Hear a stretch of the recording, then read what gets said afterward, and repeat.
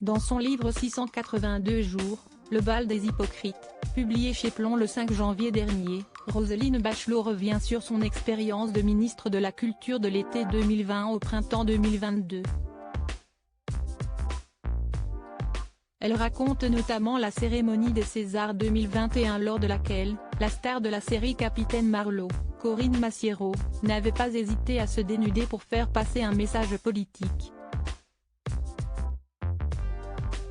La soirée du 12 mars 2021 avait été émaillée de nombreux tacles visant la ministre de la Culture de l'époque qui n'aurait pas fait assez, selon eux, pour défendre les artistes en pleine crise du Covid.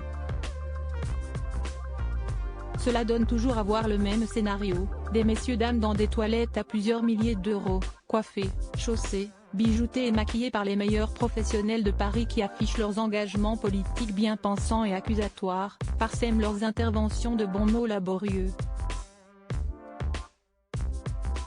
Conchit le ministre recroquevillé sur son fauteuil comme un boxeur sonné au coin du ring, puis se précipite au Fouquet dont on connaît les tarifs de restaurant ouvrier, écrit-elle avec ironie dans son livre. Le 24 février prochain, si est sans elle que se déroulera la cérémonie qui se tiendra à l'Olympia. Vous ne voulez pas jouer les Jack Lamb, lui a lancé le journaliste Frédéric Assissa sur l'antenne de Radio J ce dimanche 15 janvier. Je vous laisse le dire. Moi, je ne veux pas jouer les ministres bis, voilà, a répondu l'ancienne locataire de la rue de Valois. Roselyne Bachelot, les membres de sa galaxie en quelques images. Je n'ai pas envie d'aller jouer les sous-ministres, je ne vais pas dans les cérémonies.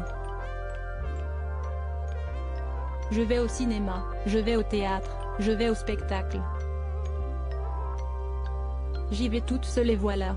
Si est très bien, a poursuivi Roselyne Bachelot.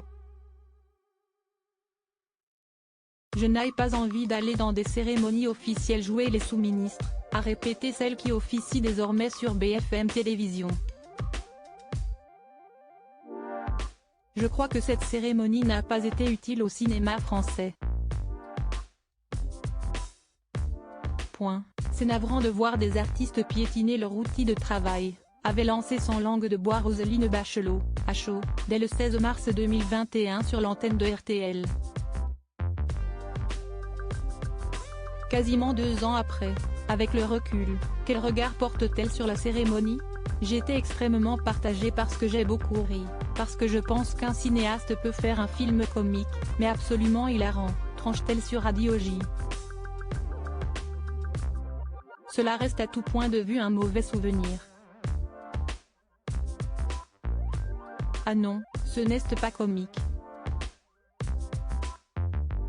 Et si est-il le jour où j'ai attrapé le Covid, donc ce n'était pas spécialement drôle, conclut l'ancienne ministre de la Culture qui laissera cette année volontiers sa place à celle qui lui a succédé, Rima Abdul Malak. Si est au ministre en place d'être là en majesté. Chacun son tour. Article écrit en collaboration avec 6 médias Crédit Photo, Capture Radio J.